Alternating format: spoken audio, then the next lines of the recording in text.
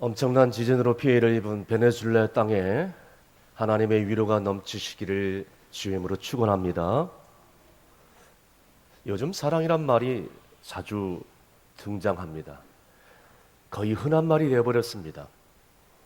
책에도 드라마에도 영화에도 유머에도 노래를 듣는 사람들도 가사 안에 사랑이란 단어가 빠진 노래가 거의 없을 정도로 이 사랑이란 단어가 아주 많이 우리의 삶 가운데 등장하고 있습니다. 이처럼 현대인들은 사랑이라는 단어 속에서 사랑이라는 홍수 속에서 살아가고 있습니다. 그런데 진정한 사랑이 무엇인지, 참된 사랑이 무엇인지를 알려고 하지는 않는 것 같습니다. 자, 이런 세대 속에서 오늘 사도 바울이 참된 사랑에 대해서, 그리고 진정한 사랑이 무엇인지 오늘 고린도전서 13장 통해서 말씀하실 때에 오늘도 그 말씀을 우리가 묵상하고자 합니다.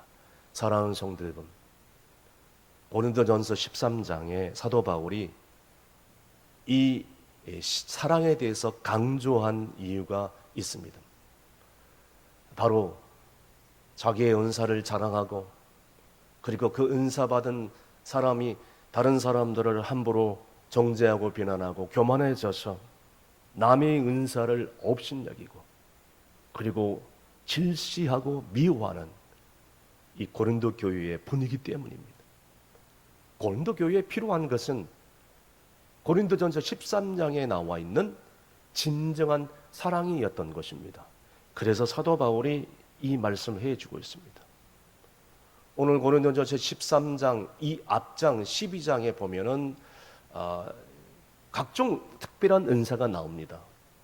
방언의 은사, 통역의 은사, 병고침의 은사, 예언의 은사, 각종 여러 가지 은사를 말하고 있는데, 그러면서 제일 마지막에 사도 바울이 이런 은사보다도 내가 더 좋은 길을 너희에게 인도하리라 하면서 더 큰 은사를 사모하라, 더 좋은 길을 너희에게 보이리라 라고 하면서 뭘 얘기하느냐? 사랑이라는 단어로 결론을 맺고 있습니다. 자, 그래서 사도 바울은 오늘 본문을 시작하면서 오늘 중요한 말씀을 우리 가운데 해주시고 있는데, 첫 번째로 사랑이 없으면 아무것도 아니라는 것이죠. 오늘 본문 1절에서 3절 다 함께 읽습니다. 내가 사랑의 방언과 천사의 말을 할지라도 사랑이 없으면 소리 나는 구리와 울리는 꽹과리가 되고, 내가 예언하는 능력이 있어 모든 비밀과 모든 지식을 알고 또 산을 옮길 만한 모든 믿음이 있을지라도 사랑이 없으면 내가 아무것도 아니요, 내가 내게 있는 모든 것으로 구제하고 또 내 몸을 불사르게 내어줄지라도 사랑이 없으면 내게 아무 유익이 없느니라. 아멘. 여러분, 사랑이 없으면 방금 읽은 말씀대로 아무리 천사의 말을 해도 소용이 없고, 산을 옮길 만한 믿음이 있어도 소용이 없고, 그리고 또 자기 몸을 불사르게 내어준다 할지라도, 아무리 좋은 일을 한다 할지라도 사랑이 없으면 아무 유익이 없느니라고 지금 얘기를 해주고 있습니다. 그러므로 사도 바울은 모든 삶에 사랑이 먼저 기본적으로 되어 출발해야 된다고 지금 말씀하고 있습니다.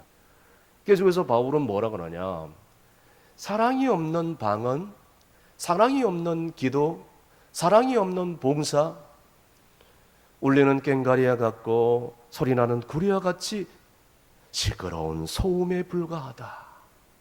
아무리 예언을 하고, 아무리 방언 통역을 하고, 아무리 내가 많은 지식을 가졌다 하고 믿음을 발휘하고 그것을 행한다 할지라도 사랑이 없다면, 사랑을 기본으로 한 것이 아니라면 하나님 입장에서는 이거 아무것도 아닌 것 같고, 심지어는 아무리 내가 시간과 물질을 들여 구제한다 할지라도, 희생한다 할지라도 이거는 사랑의 동기가 아니니까 아무런 유익이 되지 않고 하나님께 인정받지 못한다고 말씀하고 있습니다.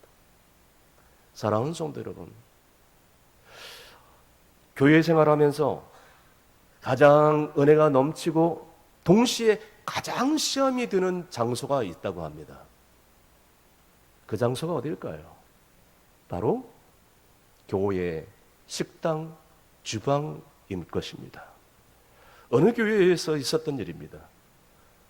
주일날 점심 식사를 준비하는 그런 교회 주방에서 있었던 일인데, 이 여전도의 회원들이 점심 식사를 국수를 삶고자 하여 국수를 대접하려고 이제 요리깨나 한 사람들이 모였습니다.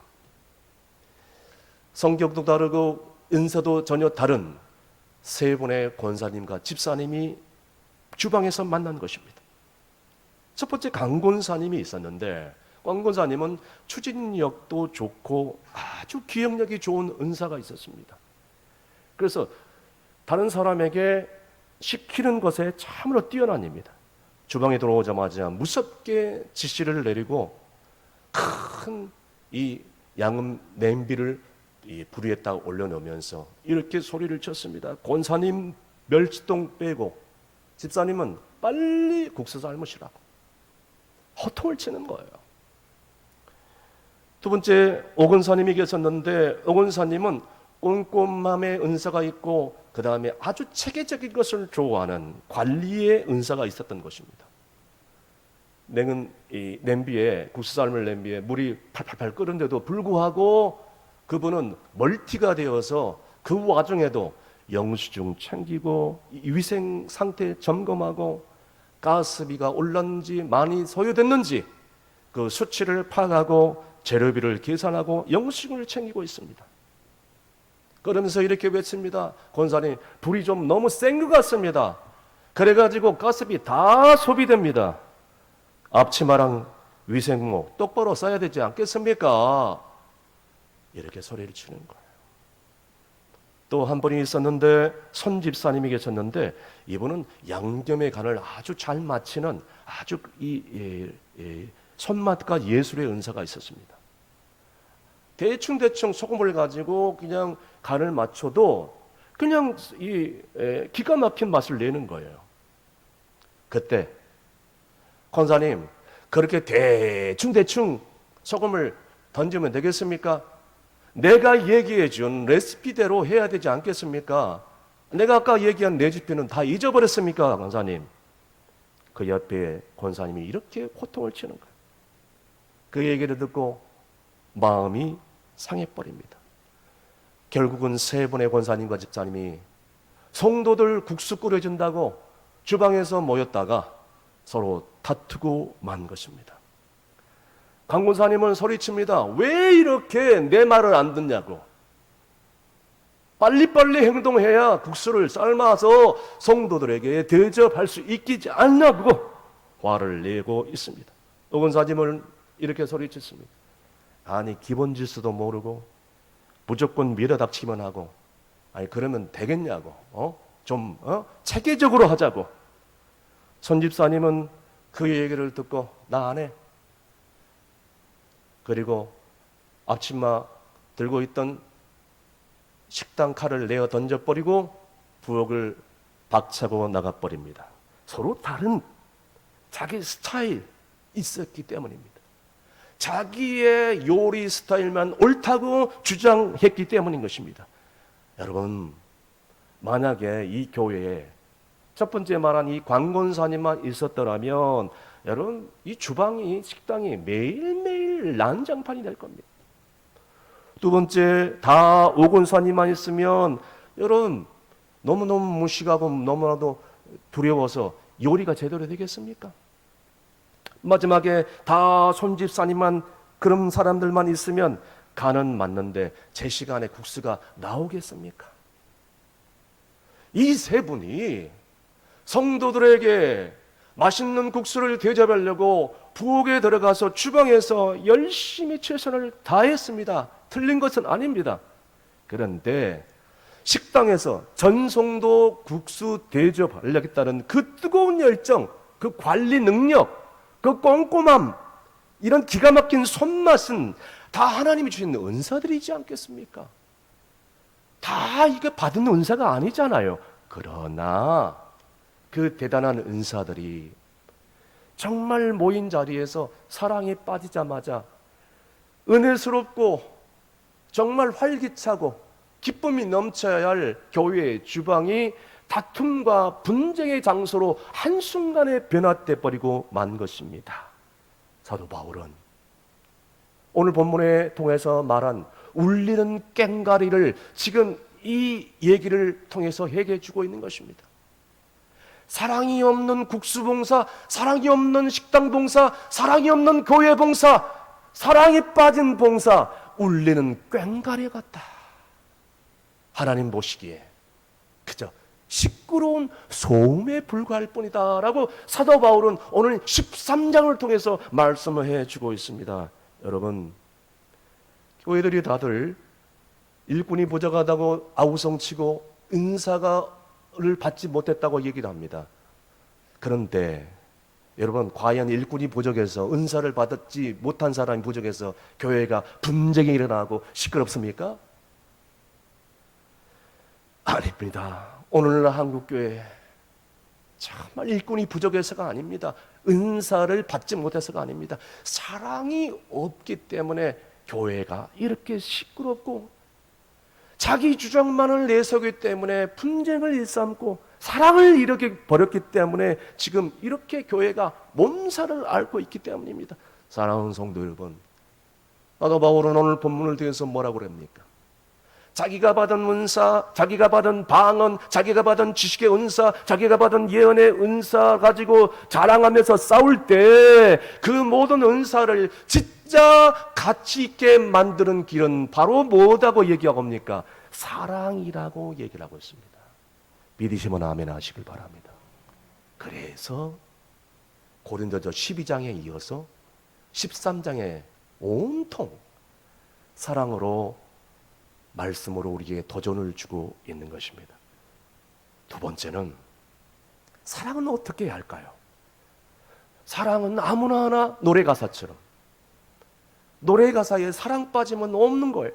그런데 구체적인 방법에 대해서 지금 사도 바울이 지금 얘기를 해주고 있는 것입니다. 계속해서 본문 4절에서 7절까지입니다. 다 함께 읽습니다. 사랑은 오래 참고 사랑은 논유하며 시기하지 아니하며 사랑은 자랑하지 아니하며 교만하지 아니하며 무례히 행하지 아니하며 자기의 유익을 구하지 아니하며 성내지 아니하며 악한 것을 생각하지 아니하며 불의를 기뻐하지 아니하며 진리와 함께 기뻐하고 모든 것을 참으며 모든 것을 믿으며 모든 것을 바라며 모든 것을 견디니라. 아멘. 여러분, 사랑은 오래 참을 줄 알아야 됩니다. 여러분, 하나님께서 우리에 대해서 얼마나 기다리고 참으셨습니까? 베드로전서 3장 9절 말씀에 이런 말씀이 나와 있습니다. 다 함께 읽습니다. 주의 약속은 어떤 이들이 더디다고 생각하는 것 같이 더딘 것이 아니라 오직 주께서는 너희를 대하여 오래 참으사 아무도 멸망하지 아니하고 다 회개하기를 이르기를 원하시니라. 아멘. 계속해서 보면 그렇게 기다리는데 천년이 하루 같고 하루가 천년같이 기다린다. 지금 이렇게 말씀하고 있습니다. 주님은 우리를 기다리는데 이렇게 천년을 하루같이 참아주고 하루를 천년같이 참아준다. 지금 이렇게 기다리고 있다. 징그럽게도 말 안 듣는 우리들을 오늘도 같이 인내하면서 철들기를 기다리고 있다는 거예요.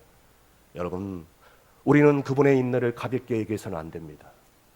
만약에 우리가 그분의 인내를 무시하거나 경솔히 여길 때는 장차 우리는 엄한 심판과 징벌과 고통에 쌓일 수도 있다는 것을 기억해야 된다는 것입니다. 여러분, 오늘날 사회적 폭력, 대인관계의 파괴, 가정이 깨어지고 그리고 심지어는 교회의 분쟁이 일어난 이유가 이런 사랑이 없기에, 오늘 사도 바울은 사랑은 참아주는 것이다, 사랑은 기다려주는 것이다, 사랑은 모든 것을 견디는 것이다 라고 지금 얘기를 해주고 있습니다. 이런 사랑이 없기 때문에 여러분, 오늘 주님은 우리를 구원하기 위해서 온갖 수욕을 다 참으시고 침뱉음을 당하시고 조롱을 당하시고 모욕을 당하시고 창에 찔리시고 옷 벗김을 당하시고 마침내 우리를 기다리고 우리를 인내하기 위해서 주님께서는 십자가에 죽기까지 견디신 것입니다. 믿으시면 아멘 하시길 바랍니다. 바울은 사랑은 바로 주님의 사랑을 알아야 된다는 거예요.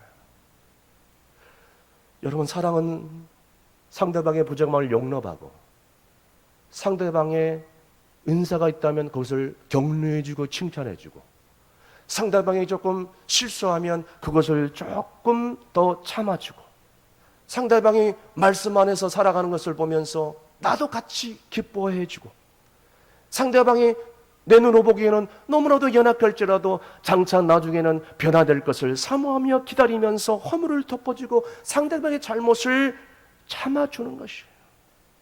여러분 보세요. 고린도 교회에 이런 사랑이 있었더라면 우상 제물 먹는 문제 때문에 가난한 자들을 차별하겠습니까? 이런 사랑이 있었다면 은사 받았다 안 받았다 이런 경쟁을 하겠습니까? 이런 사랑이 있었다면 여러분 정말 약한 자들을 시험에 들게 하는, 그래서 세상 법정에 교인들을 고소고발하는 일들, 더 나가서 자기 취향에 맞는 그런 지도자들만 추정하는 일들, 여러 가지 고린도 교회에 일어나는 물론 문제들이 생겨날 수 있었겠어요?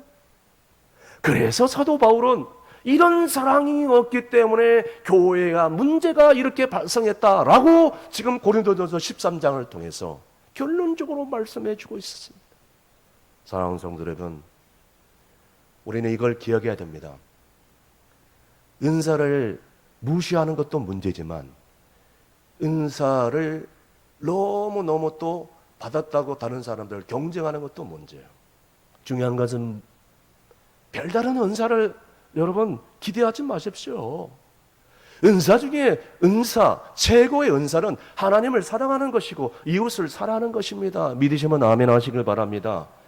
하나님 말씀대로 사는 것이 은사 중에 은사예요. 특별한 그런 은사보다는 하나님 말씀대로 이웃에게, 집에 돌아가 가족들에게, 옆에 있는 성도들에게, 그리고 일터에서 그 사랑을 나누는 거, 내 마음을 오픈하고 그들에게 먼저 다가가서 그들을 위로해주고 그들을 위해서 기다려주고 기도하는 것이 은사 중에 은사인 것입니다. 사도 바울이 뭐라고 합니까? 사랑이 없으면 울리는 꽹과리, 소리나는 구리와 같다라고 지금 얘기를 해주고 있습니다. 사랑이 없으면 아무리 방언을 해도, 아무리 예언을 해도, 아무리 많은 지식을 가질지라도, 아무리 내 몸을 불태워서 봉사를 한다 할지라도 아무 유익이 없다. 왜? 하나님이 원하시는 사랑이 아니기 때문입니다. 그러므로 하나님의 사랑을 깨닫는 삶을 살아야 된다는 것이죠. 하나님의 사랑을 깨닫게 되면 그 사랑을 나누게 되어 있기 때문입니다. 여러분, 행복한 사람, 축복의 사람, 그 사람은 하나님의 사랑을 깨닫는 사람인 줄로 믿으시길 바랍니다. 성경에 얘기합니다. 사랑은 시기하고 질투하는 것이 아니다. 사랑은 오늘 4절에 나와 있는 것처럼 다른 사람들에 대해서 함부로 판단한 것도 아니다. 여러분, 시기 질투는 죄 자체는 될 수가 없습니다. 왜냐하면 우리 여호와 하나님도 질투하는 하나님이라고 십계명에 말씀해 주셨기 때문입니다. 십계명 출애굽기 20장 5절에서 6절까지 뭐라고 나와 있습니까? 다 함께 있습니다. 그것들에게 절하지 말며 그것들을 섬기지 말라. 나 내 하나님 여호와는 질투하는 하나님이신즉 나를 미워하는 자의 죄를 갚되 아버지로부터 아들에게로 3, 4대까지 이르게 하거니와 나를 사랑하고 내 계명을 지키는 자에게는 천대까지 은혜를 베푸느니라. 아멘. 그런데 이걸 알아야 됩니다. 하나님의 질투는 우리를 멸망해서 시험에서 건지고자 하는 질투라는 것이죠. 우리가 우상 숭배하고 물질을 하나님보다 더 사랑하고 부와 명예만 쫓아가고 하나님의 뜻대로 살지 못하는데 그냥 그대로 내버려 둔다? 하나님 입장에서는 있을 수 없는 일이다. 그래서 나는 뭐하는 하나님이다? 질투하는 하나님이다. 바로 그 질투를 얘기하고 있는 것이에요. 그렇기 때문에 우리는 절대로 우상을 숭배해서도 안 되고 하나님 말씀에 불순종해서는 안 된다는 것입니다. 인간적인 질투는 참 사랑이 아니라는 것입니다. 여러분, 우리가 알다시피 창세기에 나오는 그런 질투의 그런 사건들이 많이 나오죠. 가인과 아벨의 그 사건들을 보십시오. 가인 보세요. 동생 아벨을 질투해서 아벨을 죽여버리잖아요. 요셉 보세요. 요셉의 형제들이 이 꿈을 꾼 요셉을 질투해서 아라비아 상인에게 돈 받고 팔아 넘기잖아요. 나중에는 결국 어떻게 돼요?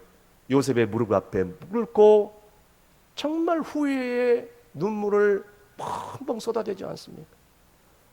여러분, 모세의 지도자를 질투했던 그런 미리암과 아론 형 보십시오.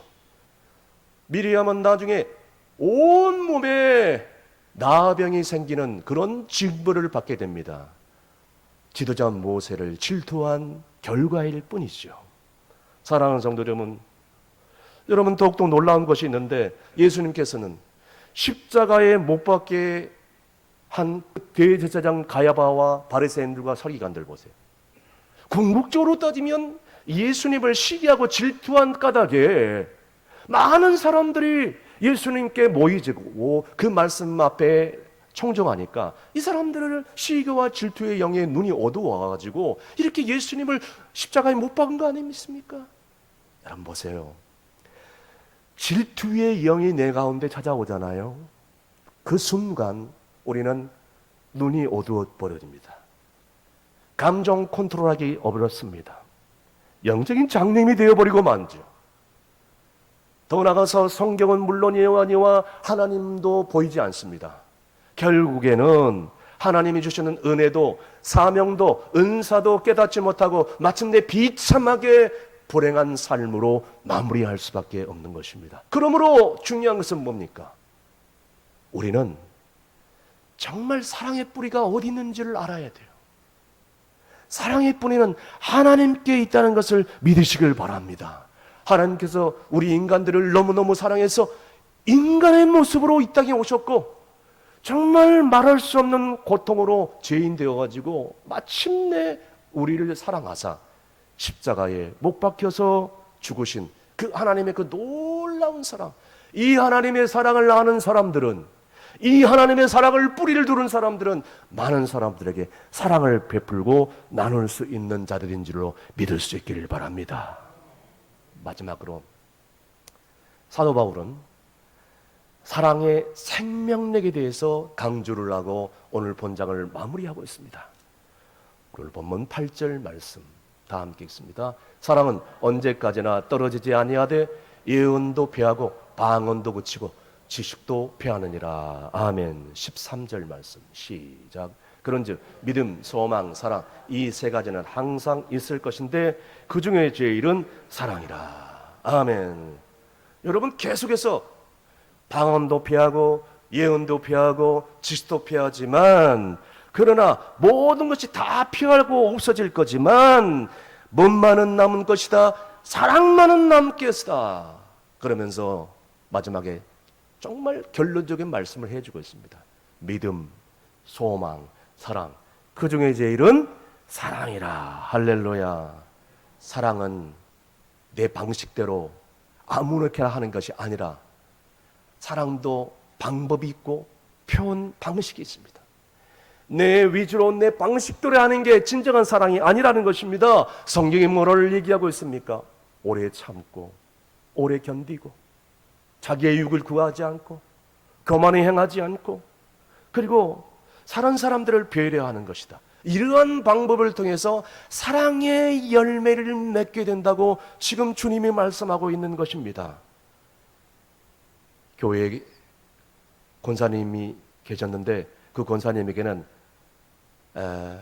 이제 막 교회를 다니기 시작한 새댁인 초신자인 며느리가 있었습니다. 시어머니는 며느리가 교회 생활도 활발하게 하지 못한 것도 마음에 들지 않고 그리고 생활도 뭐 이렇게 적극적으로 집안일도 서툰 것이 너무너무 마음에 들지 않아요. 그러니까 만날 때마다 이 시어머니는 이 며느리에게 잔소리를 퍼붓는 것입니다. 신앙적인 훈계를 누려놓는 것입니다. 하루는 이 시어머니가 며느리 집을 갑자기 방문을 했습니다.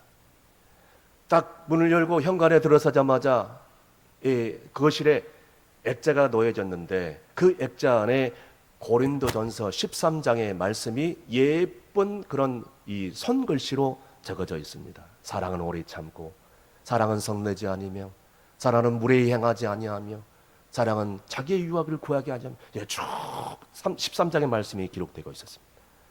시어머니가 그 순간 얼굴이 안색이 변하기 시작합니다. 이 액자를 보면서 자기를 염두에 두고 이 액자를 만들어 놓다고 지금 함부로 판단하고 오해하고 심술이 난 것입니다. 그래서 그 액자 밑에 그 옆에 있던 이 메모지에다가 자 이렇게 딱 쓰고 바로 이 며느리 얼굴도 보지 않고 집으로 돌아와 버렸다고 합니다. 뭐라고 썼느냐? 너나 이 말씀대로 똑바로 살아라. 시어머니한테 대들지 말고 순종하는 것이 사랑이다. 그렇게 써놓고 그냥 집으로 돌아가 버린 거예요. 며칠이 지난 다음에 시어머니가 다시 아들 집에 방문을 했습니다. 방문해서 혹시라도 내가 쓴 메모지가 그대로 붙어 있는가 확인하려고 들어서는 순간 정말 깜짝 놀란 것입니다. 자기가 쓴 그 날카로운 필체에 그 정제가 담아있는 이 메모지를 그대로 붙여놓고 그 아래에다가 서투른 글씨체로 손글씨로 정성스럽게 쓴 손글씨가 보여져 있는 것입니다. 며느리가 그 메모지를 떼지 않고 거기에다가 답장을 쓴 것입니다. 이렇게 썼습니다. 어머니, 맞습니다. 저는 어머니가 보기에도 너무너무 부족한 것이 많습니다. 그리고 말씀대로 살지도 못했습니다. 어머니의 따끔한 훈계를 내가 하나님의 음성으로 받아들입니다. 어머니의 말씀 한 가지도 들린 것이 없습니다. 저는 어머니를 더 오래 사랑하고 기다리고 온유한 마음으로 더 섬기고 싶습니다. 어머니, 부지하고 서툰 이 며느리를 위해서 기도해 주십시오. 그 메모지를 보는 순간 시어머니가 충격에 빠집니다. 가슴이 철렁 내려앉아요. 자기 입으로는 평생 사랑을 외치고 성도들에게 성경을 가르치고 자기 딴에는 신앙생활을 잘한다고 자부하면서 살아왔는데 진짜 고린도전서 13장의 삶을 살아온 것은 자기가 아니라 이 조금 모자란 며느리라는 것을 그 순간 깨달은 거예요. 그리고 그 며느리는 부끄러움에 회개의 눈물을 흘리면서 그 며느리를 시어머니가 그 며느리를 꼭 껴안아 준 것입니다. 그 순간 그 가정 가운데 오랜 시간 묻어왔던 갈등이 눈 녹듯이 해소된 것입니다. 할렐루야. 말씀의 결론을 내립니다. 사랑하는 성도 여러분, 사도 바울이 왜 고린도전서 13장에 이 사랑을 이렇게 강조했을까요? 왜 사랑장으로 이렇게 썼는지를 우리는 이해해야 됩니다. 그 당시에 고린도 교인들 가운데 정말 많은 문제들이 있었습니다. 오늘날 한국 교회도 마찬가지죠. 그러니 이 고린도전서 13장은 고린도 교회를 향한 메시지도 맞지만은 오늘날 한국 교회와 청송 교회를 향한 하나님의 음성으로 우리는 받아들여야 된다는 것입니다. 교회의 규칙과 법을 중요하는 거 참 중요합니다. 세례교인으로서 직분자로서 정말 사명을 감당하고 교회를 위해서 헌신한다 할지라도 오늘 말씀에 나와 있는 것처럼 우리의 삶 가운데 사랑이 싹 빠진다면, 하나님 사랑에 빠지고 이웃 사랑에 빠진다면 오늘 성경에 나와 있는 것처럼 아무 의미가 없고 울리는 꽹가리 같고 하나님 듣기에는 소리나는 구리 같다라고 지금 말씀하고 있습니다. 어떤 성도들은 이 말씀을 보면서 이렇게 합니다. 목사님, 저는 하나님과 1:1 믿음 생활만 잘할 겁니다. 그러나 성경은 그렇게 얘기하지 않습니다. 네가 믿음 생활을 잘한다면 사랑의 열매를 너의 삶 가운데 맺어야 되지 않겠느냐라고 말씀하고 있는 거예요. 네 혼자만 종교생활, 믿음 생활을 하는 점은 뭐하냐? 믿음, 소망, 사랑, 그 중에 제일은 사랑이지 않겠느냐? 사랑의 열매를 맺으라고 지금 얘기를 하고 있습니다. 나 혼자만 믿음 생활을 잘하면 됩니다. 아니라는 것입니다. 사랑의 열매를 맺으라고 주님이 명령하고 있는 것입니다. 사랑은 오래 참는 것이, 시기하고 질투하지 않는 것입니다. 무례하게 행하지 않는 것입니다. 함부로 판단하지 않는 것입니다. 자기 유익을 구하지 않는 것입니다. 함부로 자기 감정을 표출하고 성내지 않는 것입니다. 기다려주는 것입니다. 불의를 기뻐하지 않는 것입니다. 진리를 가지고 살아가는 성도들과 함께 기뻐하는 것입니다. 여러분, 이것이 사랑인 줄로 믿으시길 바랍니다. 사랑은 목소리만 크다고 되는 게 아니에요. 사랑은 많이 안다고 지식만 있다고 되는 게 아닙니다. 아까도 제가 말씀드렸죠. 사랑의 뿌리를 하나님께 두지 않고서는 아무 의미가 없다. 알 수가 없고 행할 수도 없다. 여러분 기억하십시오. 내 주변의 사람들만 변하기만 바라지 마십시오. 내 가족들, 내 이웃들, 저 사람만 변하기만 바라지 마십시오. 내가 변해야 돼요. 내가 하나님의 사랑으로 내가 변해야 된다는 것입니다. 오늘 말씀 속에 진실한 사랑은 나 중심적으로 행하는 것이 아니라 사랑의 뿌리를 두고 이거 하나만을 기억하면서 사랑하는 가족, 이웃들 배려할 줄 아는 성도가 되시기를 주의 이름으로 축원합니다. 그래서 충성교회가 이 지역사회에 사랑의 소문나는 교회가 되고 서로 사랑하고 사랑이 넘치는 성도 교회가 되시기를 주의 이름으로 축원드립니다. 기도하시겠습니다. 사랑의 근원 되신 우리 하나님 아버지, 오늘 말씀을 통하여 진정한 사랑이, 참된 사랑이 무엇인가를 깨닫게 해주심을 감사합니다. 천사의 말을 하고 산을 옮길 만한 믿음이 있을지라도 내 삶에 주님의 사랑이 없다면 하나님 앞에서 아무것도 아님을 고백합니다. 내 기준과 원칙을 내세워서 함부로 사람들을 정죄하기보다는 주님이 나 같은 죄인 용납하셨듯이 오래 참고 온유하며 시기하지 않는 참된 사랑의 사람 되게 해 주시옵소서. 이제는 내 감정과 내 자존심이 상하는 순간 성내지 아니하며 악한 것을 생각하지 않게 하시고 모든 것을 참으며 모든 것을 견디는 십자가의 사랑으로 내 가정과 일터에서 살아가게 도와 주시옵소서. 이 세상 모든 화려한 것들은 다 사라진다 할지라도 하나님의 사랑은 영원하니 이 사랑이 넘치는 충성교회가 되기를 간절히 원하오며 예수님의 이름으로 기도합나이다. 아멘.